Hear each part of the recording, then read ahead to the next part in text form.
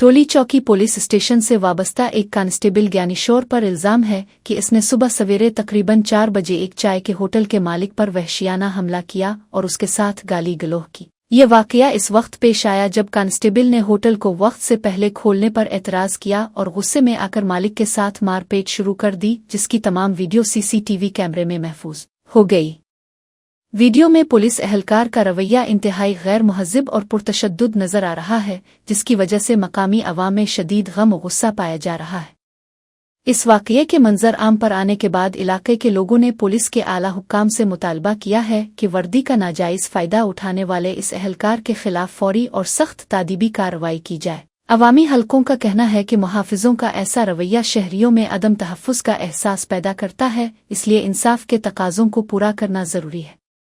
Police ने मामले की संगीनी को देखते हुए तहक़ीक़ात का आगाज़ कर दिया है और यकीन दिलाया है कि कानून की खिलाफ वर्जी करने वाले किसी भी फ़र्द को बख्शा नहीं जाएगा।